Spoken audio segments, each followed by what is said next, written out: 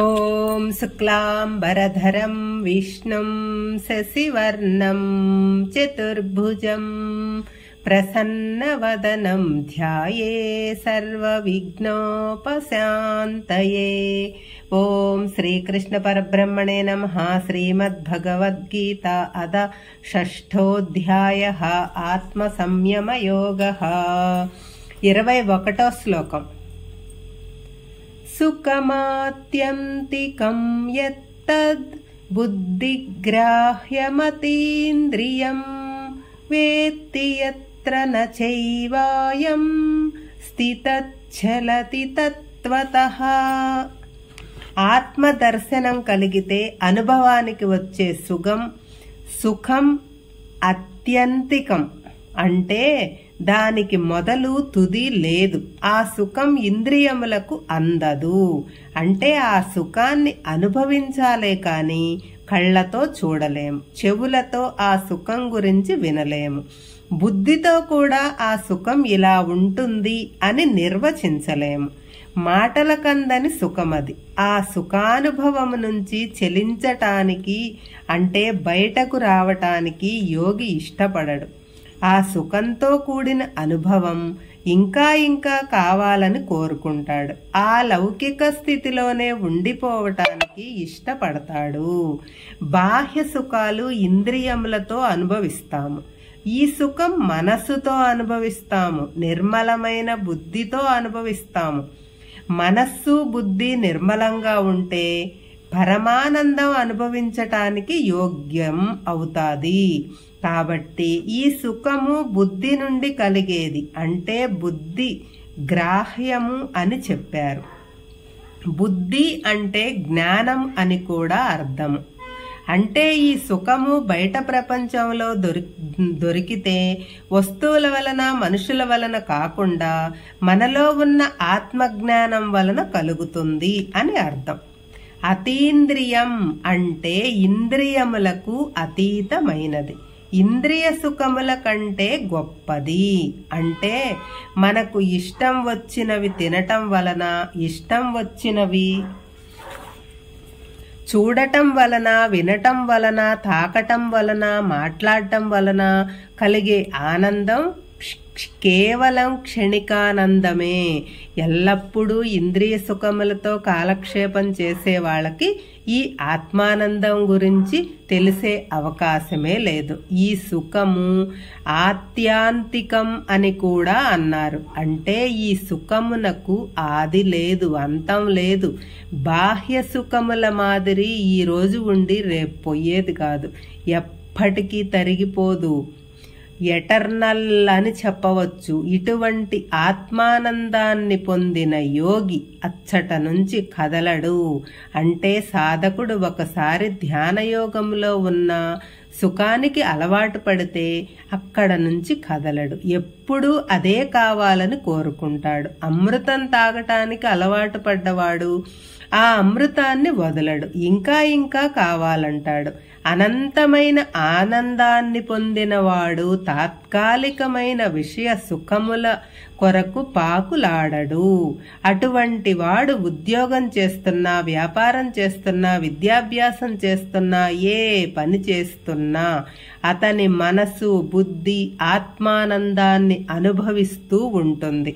కాబట్టి ఆ ఆనందాన్ని గురించి మనం అందరం వేత్తి అంటే తెలుసుకోవలసిన ఆవశ్యకత ఎంతో ఉంది. 22వ శ్లోకం. యం లబ్ధ్వా చాపరం లాభం మన్యతే నాధికం తతః యస్మిన్ స్థితో న దుఃఖేన గురుణాపి విచాల్యతే. ఏ లాభాన్ని పొందితే ఇతర లాభాలు ఎన్ని కలిగినా ఆ పొందిన లాభం కంటే అధికం కాదో, ఏ లాభాన్ని పొందితే ఇతరములైన దుఃఖములు ఎన్ని కలిగినా ఆ దుఃఖములకు చెలించడో అటువంటి లాభాన్ని దుఃఖరహిత స్థితి ఆత్మానందం కలుగజేస్తుంది. ఈ బయట ప్రపంచాలు వ్యవహరించేటప్పుడు ప్రతి వాడు ఈ పని చేస్తే నాకు లాభము నష్టము, ఏ పని చేస్తే ఎక్కువ లాభం వస్తుంది, ఏ పని చేస్తే నష్టము అని పరిమితి చేసుకోవచ్చు అని లాభ నష్టాలు లెక్కలేసుకుంటారు. అటువంటి వారి మనస్తత్వం అనుసరించే ఈ శ్లోకం చెబుతున్నారు. ఆత్మానందం అనే ఈ లాభం పొందినవాడు ఇతర లాభాల కొరకు పాకులాడడు.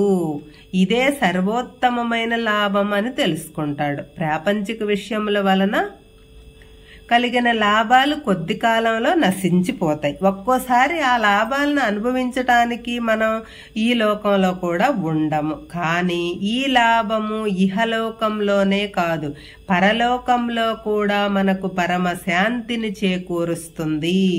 ఇటువంటి ఆత్మానందాన్ని పొందిన వాడికి ఎటువంటి భయంకరమైన దుఃఖము వచ్చినా ఏ మాత్రము చెలించడు. కాబట్టి సకల దుఃఖములు పోగొట్టేది ఈ ఆత్మానందమే అని తెలుస్తూ ఉంది.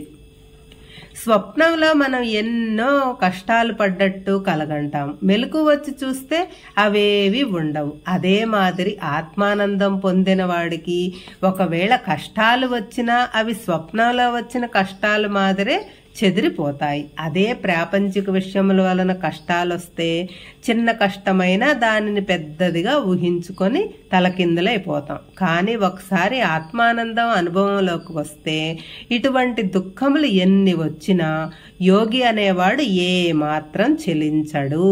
అతని బుద్ధి మనసు నిశ్చలంగా నిర్మలంగా ఉంటుంది. ఇటువంటి ఆత్మసుఖం కేవలం ధ్యానయోగంతోనే లభిస్తుంది. ఆ స్థితిలో దుఃఖం కానీ పూర్వజన్మల వాసనలు కానీ ఉండవు. సకల దుఃఖ నివారిణి ఆత్మానందమయీ. 23వ శ్లోకం. తం విద్యా దుఃఖ సంయోగా వియోగం యోగ సంహితం న నిశ్చయేన యోక్తవ్యః యోగో నిర్విణ్ణ చేతసా. దుఃఖాలు కలగటం, ఆ దుఃఖముల నుంచి విముక్తి కలగటం, ఈ స్థితి నుంచి బయటపడటం, ఆత్మానందం కలగటం, ఇవి రెండు కేవలం ధ్యానయోగము వలననే లభిస్తాయి. ఆ ధ్యానయోగము నిర్మలమైన మనస్సు, నిశ్చలమైన బుద్ధి సాధించవలననే పట్టుదల ఉంటేనే అది సాధ్యం. మన సహజంగా ఆనంద స్వరూపలం.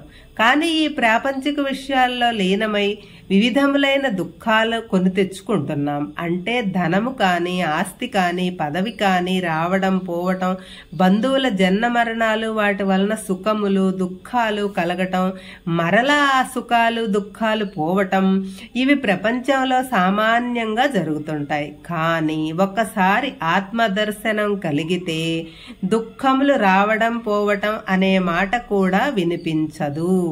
అది ఒక అలౌకిక స్థితి. ఇటువంటి స్థితి ఎవరికి దక్కుతుందంటే అనిర్వణ చేతస, అంటే కలత చెందని మనసు కలవాడు, ధీరోదాత్తుడు, నిశ్చయాత్మక బుద్ధి కలవాడు, పట్టుదల కలవాడు. అభ్యాసం చేసేటప్పుడు ఎన్ని ఆటంకాలు వచ్చినా పట్టిన పట్టు వీడని వాడు, నిరాశ నిస్పృహలు లేని వాడు, నిరాశావాదం వదిలిపెట్టిన వాడు, వీడికే దక్కుతుంది.